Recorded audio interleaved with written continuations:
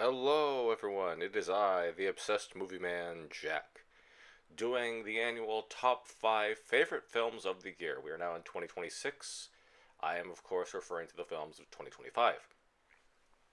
I, as you probably can tell, have not done a whole lot of movie reviewing on this channel for a while. I've been doing leading more into the podcast, which is a little bit more fun. Still talking about movies, but I also just haven't had the opportunity to go to the theaters a lot last year, mostly due to finances and admittedly procrastination, but a lot more has to do with finances. Prices are going up, and I'm not particularly keen on just sitting at home watching them on the streaming services. I'm still a dinosaur trying to adjust to the times. Bear with me. But I did see some films, and I'm prepared to talk about them. This is not scripted or anything. Yay, we're going back to the vlog style. So I'll give you my particular favorite five, starting from five to the top. That's how they usually go, anyway. And you'll notice this is an odd list because there are a multitude of great ones that are not here, but I think you'll be satisfied with some of the ones that are on here. For example, what's the Leonardo DiCaprio film that came out? I already forgot its name. Everyone said that was really good. I did not see that film. I did not see Predator Badlands. I'm not saying that. I'm just saying I really did want to see it, but didn't get around to that. And I didn't see what was it, the Dave Franco one, Together. I heard that was pretty good. Yeah. All right. Well, let's get started. Enough of my rambling, and let's get off that picture of my ugly mug. Here are my top five favorite films of 2025. All right, number five, we have Mickey 17. This is by Bong Joon Ho. I have not seen a full Bong Joon Ho film. I never saw The Host, and then much to Tori's annoyance, I have not finished Parasite. I just couldn't particularly get into Parasite. I believe it won Best Picture. What do I know? I'm just a YouTuber. Anyway, Mickey 17 caught my interest just with the premise of it being a guy in the future who is called on to be an expendable, which means he does these dangerous tasks that are going to get him killed, and every time he gets killed, they just clone him. And in this particular film, there is an accident where there's two Mickeys on the ship that they're on because they're in space, and Robert Pattinson plays both of them, and they're distinct personalities, which we'll get into in another entry. You probably already know which one that's going to be. And I think Robert Pattinson is proving himself to be a phenomenal actor. I mean, we all think you have joked over the years of him being in Twilight, but he's really pushed that to the side and shown how much of a talented performer he is from this, The Lighthouse, The Batman. Every time you're skeptical of Robert Pattinson, he just shows you how wrong you are and gives a stellar performance. I believe he's in an upcoming film with who is it? Jennifer Lawrence? Some kind of dark romance film. I don't know. I don't recall. Anyway, Mickey 17. Also, shout out to Mark Ruffalo, who's giving. It's funny. In 2024, I think it was Poor Things, where he gave a fantastic villain performance. Now he's giving a fantastic villain performance in this one. He's just proven to be a great villain actor, and you can tell where the analogies of his character go. I'm not going to get into that. But I think there's a lot of great comedy in here amongst the. It's like I guess dark comedy would be the right word. Um, some of it kind of reminds me of Starship Troopers. If you know, you know. Yeah, Mickey 17. I don't have the best memory of this one because I saw it like fairly early on in the year, but I remember enjoying it a lot. I was in a near empty theater with this one, which was a shame because this was a really good movie, and I would totally recommend it again. Next up at number four is Wicked for Good. Now, I already have forgotten that I think Wicked for Good was my favorite film of last year, or maybe it was up there at least. God, how do I still have a YouTube channel that talks about movies? Wicked for Good is farther down, but I still enjoyed it. I've seen the musical I think three times, on in theater, not as in the stage musical, not seeing it in the movie theater. Whatever. It is like Act Two. It is weaker than Act One. That's it's just hard to follow such a phenomenal first act. I think John M. Chu does a fantastic and amazing job I went too close to the mic there. Really, he's really an auteur. He's really artistic, and you can see he just brings to life. It's amazing the detail brought into to these Wicked films, like from the flowers to the roads, the sets, the costumes. Everything is just like a beautiful painting or illustration, as if it's from the L. Frank Baum books, or in this case, Gregory Maguire book. So, whatever. The showstoppers are, of course, Cynthia Erivo and Ariana Grande, but I still want to give special um, praise to Melissa Bodie, Ethan Slater, Jonathan Bailey, Michelle Yeoh, Jeff Goldblum. It's a phenomenal cast, and Ethan Slater particularly gives a surprising performance I did not see coming.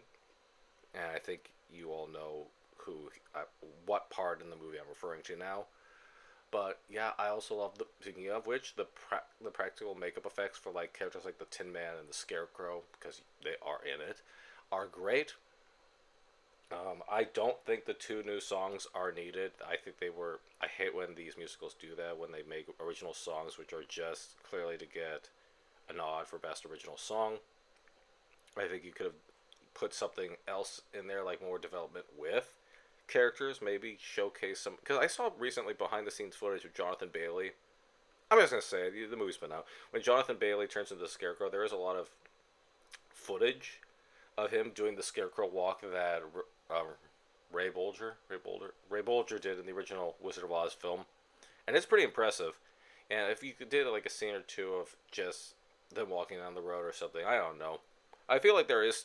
I still feel like there are missing scenes, such as the flashbacks of their friendships. I think there were scenes involved that could have been included just to give the idea of them being a really tight knit group of friends. But I don't make these decisions, man. Wicked for Good is still, well, good. Smack in the middle, it's James Gunn's Superman, a movie that people are totally not divided on in any way, shape, or form. In all seriousness, I was debating. Again, I haven't seen a whole lot of movies, so of course there's going to be a superhero movie on here. I haven't seen a whole lot of movies this year. Whatever.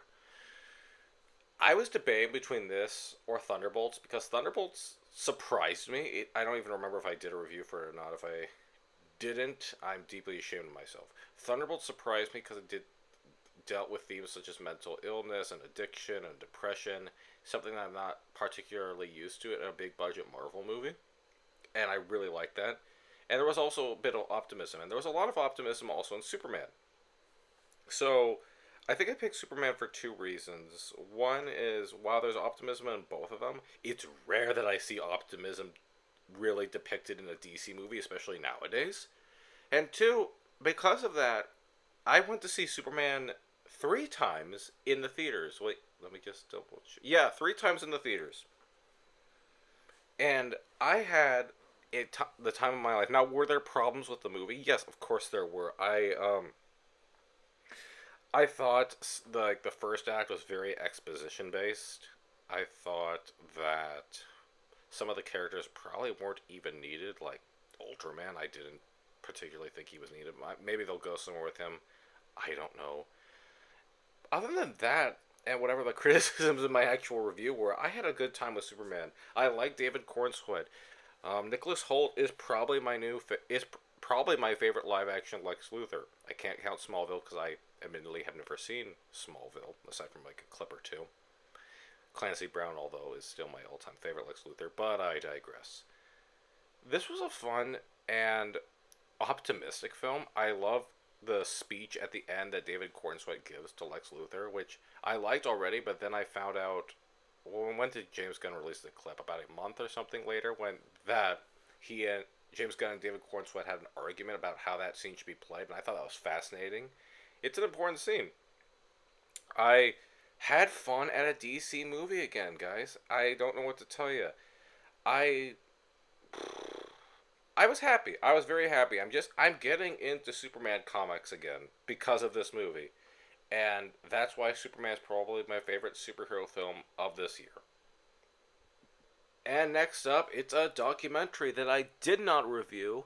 I'm still going to count it because, well, documentaries are a type of film. This came out in 2025. Something's going on my Discord, whatever. John Candy, I Like Me. I believe this was produced by Ryan Reynolds. It is on the streaming service. I did sit down and watch something on streaming. This was hard to sit through because I didn't know really John Candy's life. I knew he was a really funny, talented actor. I shortly after this, watched with a group of friends Little Shop of Horrors, and I'm like, oh, he's there, because like it's I didn't know that his stuff with his family, like how his father died of a heart attack when John Candy was 3, and that left like a big impact on him. Especially how John Candy's brother also got a heart attack, and then John Candy himself passed away of a heart attack. I didn't know he was in his late 30s when he passed away. I could have sworn he was in his mid 40s, but what do I know again? This was hard to watch because you could just tell this was a guy who was so incredibly kind and would do anything for you. This is all based off what the people were being said in the documentary, including like Bill Murray was there and he talked about how he said something to the effect of, "I'm so mad that I can't think of any mean things to say about John Candy, or I couldn't think of anything wrong with John Candy." It was just it was to that effect. And this was a really insightful documentary. Macaulay Culkin was on there. A lot of people from both SNL and the Canadian version of SNL that John Candy was a part of. Thought this was a really touching documentary. The line is, of course, from his. The title is based off a line from his film Planes, Trains, and Automobiles. I thoroughly enjoyed this documentary. I would watch it again, and I don't really say that about documentaries. And if you haven't checked it out, I would highly recommend it. John Candy was a terrific talent. There's a lot that are mentioned here that I have not seen. Like I've never seen Uncle Buck. Um, they mentioned Splash in here, and Tom Hanks was being interviewed. And Splash was, I think, the first John Candy film I ever saw. I mean, it's not a John Candy film, but he's definitely in it. And they talk about him improving with Tom Hanks and all. Anyway, John Candy, I Like Me. That comes in at number 2 for my favorite films of 2025. Now on to number 1. And to absolutely no one's surprise, it is Ryan Coogler's Sinners, starring Michael B. Jordan and Michael B. Jordan. I'm sure no one's made that joke before. I was blown away by this movie. I was a little not sure what to make of the trailers. I wasn't sure if this was going to be like a, oh, can you not tell which one is the vampire kind of film because there's twins. But there were still surprises in store for me.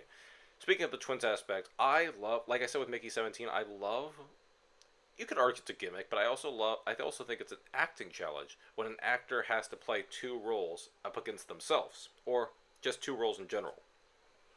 Michael B. Jordan, like Robert Pattinson, is probably one of our greatest actors right now. I remember when I first saw him in Josh Trank's Chronicle.